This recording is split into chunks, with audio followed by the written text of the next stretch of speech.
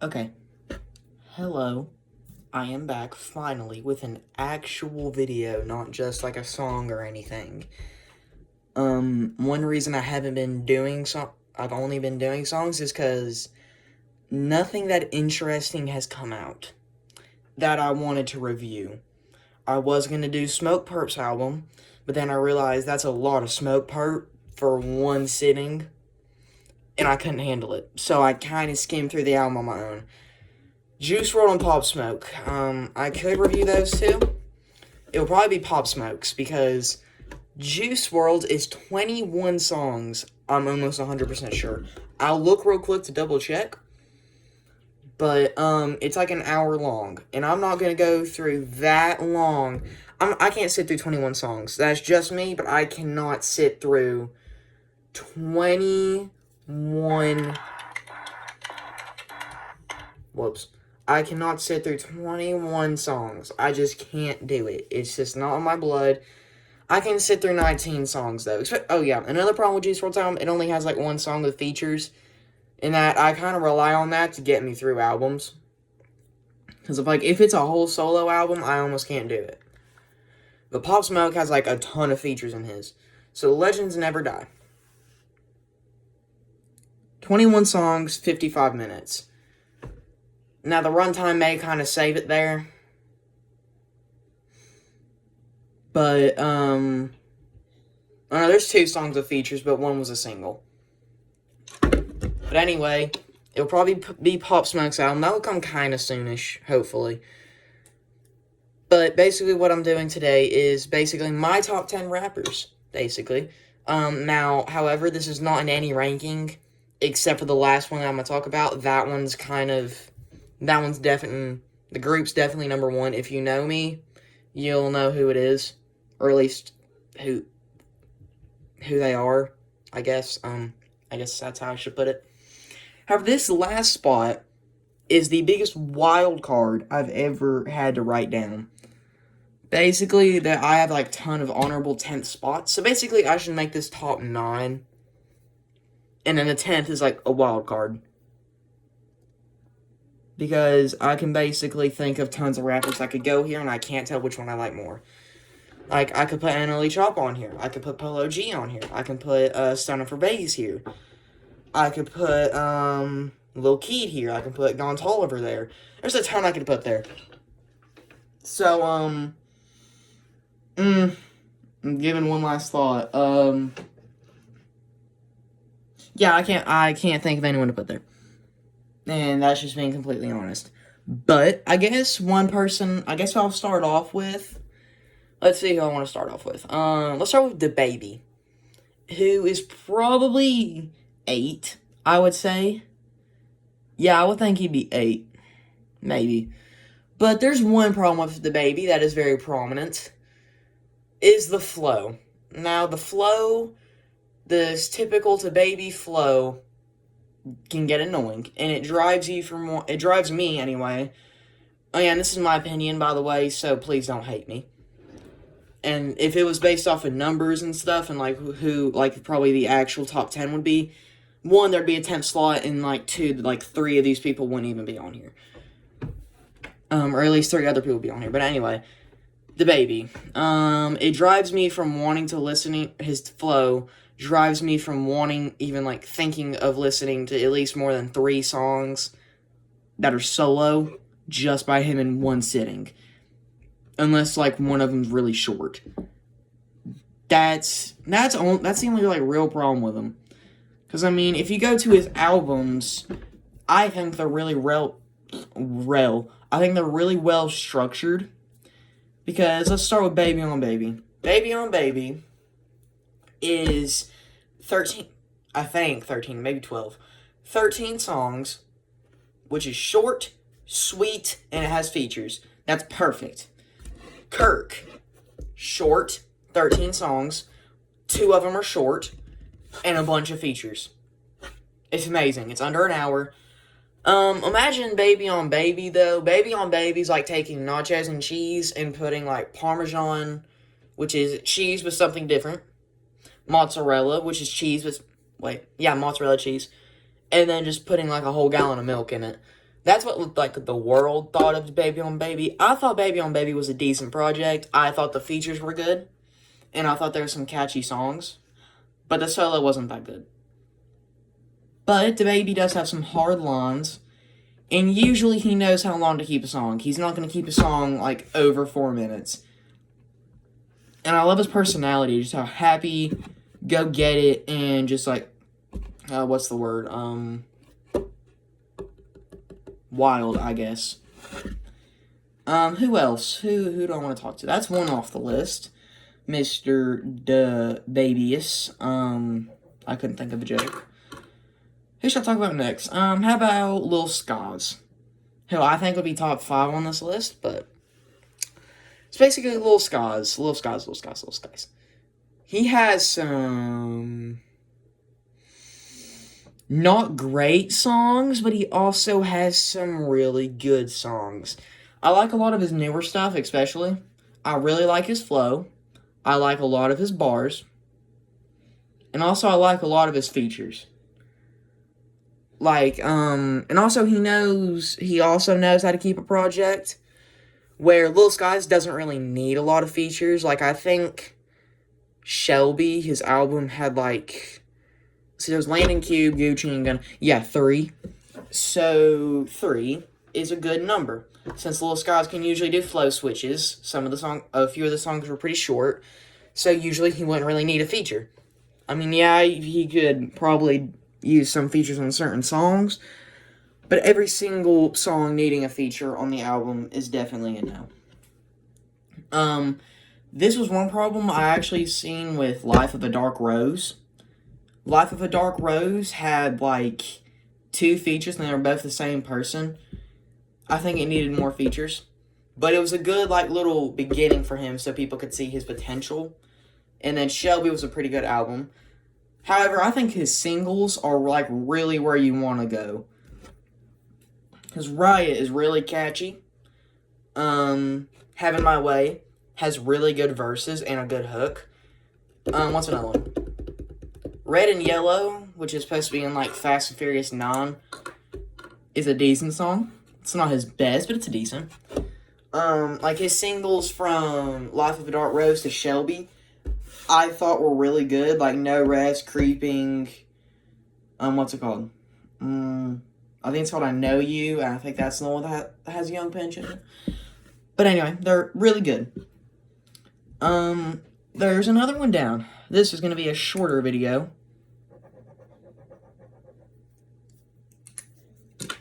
Who next? How about Gucci Mane? Gucci Mane has one problem. He drops a lot of stuff in a short time span. Basically, he gets annoying. Like, in 2019, he dropped 3 albums. All 3, I'm pretty sure, were within, like, 4 months of each other. At least 2 of them were. Because I know he had Delusions of Grandeur. Then he had Walktober in October. And then there was East Atlanta Santa 3. I think that's how it goes. East Atlanta Santa 3. In December. Which is 2 months. And I'm pretty sure Delusions of Grandeur came out 2 months before that. So that's 3 decent-sized songs. All of them in, like, the short time span. That's a problem. And singles between them, that's a problem. The reason that's a problem is because he gets annoying. Like, his sound and stuff, just hearing him constantly gets kind of annoying. Yeah, you can just wait and listen to him on a later date, but he's going to drop something else soon. And then there's, like, 2 things to listen to. It's just, that's one of the main problems with him. But, I mean, besides that, his flow is kind of generic. Not really generic, but, like, repetitive, I guess. However, I guess most of his stuff is good. Just most of it. Like, most of his stuff is really good, in my opinion. So, I mean, there's a lot. I think he'd be on my bottom of the top 9. Or no, the top 10, I mean. He'd be above the wild card, though, since I can't even tell who would be on that. But who next? We're only at 10 minutes and I've covered 3 people. Straight Uzi. Mr. Uzi. Lil Uzi Vert makes fun music. He makes lighthearted, just straight up fun music. And that's what I love about it. I don't really like songs with stories, unless, like, I mean, it's not that I don't like them, it's just, I don't really pay attention to the song that much to get oh, that's happening, and then that's happening, and then that's happening, unless the song has, like, a good beat, and it's catchy. Like a lot of King Von stuff. But Uzi is the complete opposite of that. Fun, lighthearted trap music. And I love it. I straight up love it. Eternal Atake was a great album. Now, I am going to be honest with you. I'm kind of going off of Eternal Atake. And Lil Uzi Vert versus the World 2. I'm going to be honest, I haven't heard anything else before that. I've been wanting to, and I've been aiming to, but I haven't. I will, though. I promise I will. It is a plan. But, yeah, he just makes lighthearted, fun music. His flow's nice. He usually picks good features, although Eternal Atake was almost featureless. But I really like it. I like, what's it called? I think it's Reggie. I think that was his alternate, the third of the alternate personalities. I'm pretty sure that was Reggie. I really like Reggie. I really, really, really like Reggie. Baby Pluto's okay. And then, like, normal Uzi was good, too. But basically, he just makes a lot of hard, fun music, and that's why I love him so much. His bars are usually funny and kind of creative. And he just makes fun music. It's fun, and I love him. I guess this is now my top 4. You see, I have a list here. I'm going to show you without showing the 3. Or the 4. Well, I'm doing Future next, so I'll just show you, like, the Future ones. Okay. Yeah, I have a little list that I'm doing. I can't show you my top 3. Here, I think I may have accidentally wrote an order, but let's go with Future next. Future. I think Future's amazing. I think that almost every single album is amazing. If you watched my High Off Life reaction, I think very highly of it. Mostly because he also makes fun music, he also has hard lines, he has good wordplay in my opinion. Now I will say, he usually is okay with picking album length. Now, a lot of people convict High Off Life for being too long, but the last 5 songs of that were bonus songs. So, like, that, I don't think that was meant to be, like, the actual album itself. I think you get the 16, and that cuts, like 20 minutes off the project. So, instead of being, like, an hour, and I think it was, like, 16 minutes, it's, like, a little below an hour, which is what a lot of modern stuff is nowadays. So I think that was wrongly accused of it. But a lot of his 2014 through 2016 stuff was just super duper good. Like that one album he had with Young Thug, Super Slimy, that was amazing. What's it called? What's that one album called, or that mixtape? That has like the blue and purple smoke in it, and the cover art. I forgot the name of it, it's left my head. But he also makes like Lil Uzi Vert songs.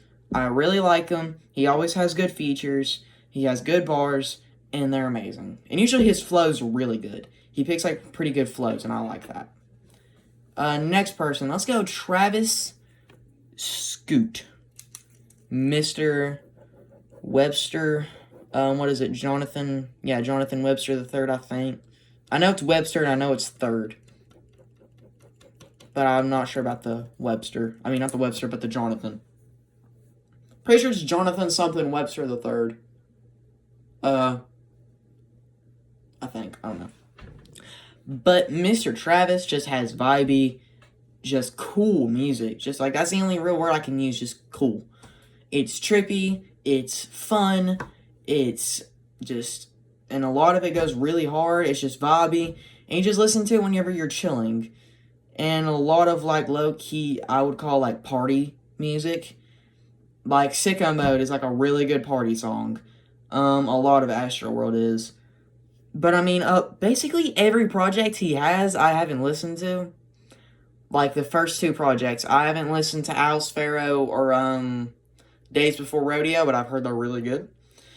But I did listen to Rodeo, Birds in the Trap, Sing Brian McKnight, and I've heard Astroworld. Those three are easily some of my favorite, like, especially Rodeo and Astroworld are like in my top 10 favorite albums of all time because they're really good. What else is there? His flow. I wouldn't say Travis has a definitive flow. I mean, I guess you could kind of say he does. Kinda. But, I mean, usually every song sounds pretty different. It's just, he makes trippy, vibey songs. And I like how there is a point to all of them, but, like, it's not the most in your face. It's, like, a little tiny bit subtle, which I really like. And also, he picks good features. He's not someone who makes, like, completely featureless albums. So, I really like him. He's easily my third favorite. One problem I do have with him, his albums are a little long. Besides that, that's the only real problem. That's the only kind of problem I have with it. And from someone like Travis Scott, like the music he makes is usually longer, especially if he has a feature. It's going to be longer anyway, so. Next up, Young Thugger. Mr. Thugger Young himself. Mr. Jeffrey. I think Young Thug is just straight up amazing. I think he's funny, and I think his ability to switch flows and, like, the style of his voice, or, like, the tone of his voice, like that, instantly, and without interruption, is just amazing. Like, he'll be talking really fast, and then he'll slow down. Then he'll go really fast again, and, like, no interruption, no breathing. He just goes like really fast, and it's good. It's amazing. I will say, So Much Fun and Jeffrey are probably his best albums. And Slime Season 3. I like Slime Season 3 a lot. But basically, there isn't, like, a lot of older Young Thug is really good, too. But a lot of his newer is really good. Like, he's an artist that has been able to was really good back then, and he's still going really good. Like, he's still improving. Like, he's really good then, and he's still really good now, plus he's improving a lot more on the way. And I like that. He's good at it. The only real problem with him is that sometimes you can't tell what he's saying. And sometimes that's just fun, because you don't really want to pay attention to it. You just want to have something playing in the background. Boom, you play Young Thug. You don't really want to pay attention to what he's saying. Boom, Young Thug. And even then, I mean, you can still kind of tell what he's saying. I mean, like, you can kind of get the point. Kind of get the point of what he's talking about. But even then, he's still amazing. The next rapper, or rappers, I should say. I'm kind of cheating because this is rappers. But if you want to be specific, it'd be Offset. But if you want to go by what I'm thinking, it's the Migos. Now, if I wanted to rank the Migos, then it would go Offset, Takeoff, Quavo. Not because Quavo's bad, but I love all three of them, but because I think Quavo's the lesser of the three. Now, if I did have to take them into the ranking and just, like, fill them in, I'd put, let's see, Quavo would go under Young Thug and Travis, but above Little Skies, and Takeoff would go above Quavo. So basically, like, Takeoff would be 4, and Quavo would be 5. So basically, they all three still be in my top 5. But all three of them together just makes works of art. And one problem that they avoid, that DaBaby doesn't, but they avoid it, is they know how to make a song sound different. Not necessarily that every song sounds different, because, I mean, they all three put the same sound, which is the problem. They all, like, basically every single song has, like, a cool little beat, but, like, the Migos, they don't change up the flow much, and they don't change up the bars much. And also what they say, like, they'll say something about having an iPhone 10, and then they'll put something about having a Lamborghini. There's no story, and, like, there's not real any, what would it be, basically, they just, like, take a thing that rhymes and put it next to each other. However, I really like that. I like not being able to pay attention to it. I like just playing it, being able to rap every word to it, without really having to think much of it. Because them doing that makes a lot of their songs catchy, in my opinion. Like, Stir Fry and Motorsport are, like, really catchy. Bad and Bougie is really catchy. Get Right With Ya is really catchy. A lot of their stuff is really, really, really, really catchy. And why? Oh my god, why have I been having to wait 2 years for a project? I don't know. They won't drop anything. They said special news coming soon, though. Whenever they said they were going independent from their label, it said that they were having special announcement. Unless Saweetie is pregnant or getting married to Quavo, I probably won't care. Unless it's an album. If it's an album, I'll be super happy. But all three of them together, I love their throws. I love their throws. I love their flows. I love a lot of their rhyme schemes. They all three have, like, really good wordplay, especially Offset and Takeoff. Offset and Takeoff have supreme wordplay, and they all three have really good features on songs. Even, like, individually, they are all three really good, and that makes the Migos as a whole really good. They're really catchy. They have a repetitive flow, and it is the same, but it's amazing, and I love it. They're all three really good, catchy flows. They have good wordplay, they have good rhyme schemes, they basically do everything right, except for having the same, kind of being repetitive. Except for that, now I have no problems with them. I think they're amazing. But that's just me.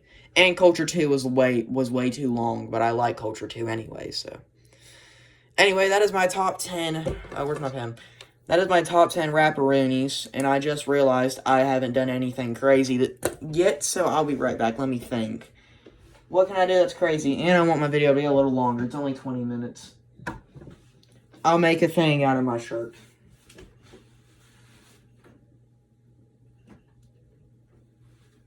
Or my pants, I mean. I'll make a thing out of my pants. Since I haven't done anything insane, usually in my album reviews I'll throw Pokemon cards, or I'll throw, like in the Lil Boat 3 reaction, I got really bored, and I made Pokemon cards raid from the sky. It's not tight enough, it won't stay. There we go. My forehead's too big to keep it, but basically this is my look now. So, anyway, that's the rest of my video. The next video will either be not a song, because I dropped something not that long ago. Go check that out. It's a freestyle. Go check that out. I posted it technically today, because it was at like 12 o'clock. So, like, technically today. It was at 12:30. Like, it was like 12:38 or something like that. I don't remember. But, technically, it was today, so go check it out. It's called the $1,000 Freestyle, and I think it's really good. Not too long. It's a short song. Go check it out. Now, that was my top 10 rappers. Only, like, the first 3 or 4 were, like, in any kind of order. Really. Like, the rest of them were kind of just jumbled up, and I just talked about them. But anyway, that's my top 10 rappers. Kind of top 9, because I can't pick the 10th one. Anyway, guys, I'm Fatal K. Oh, yeah, and go check out my Go check out my second channel. Fireside Mango 7... Is it 76 or 07? I forgot the name of my own channel. It's 76 or 07. Go check it out. I'll look in a minute. Yeah, I forgot the name of my own channel. See you guys. I'm Fatal K. Go do what I just said. Love you.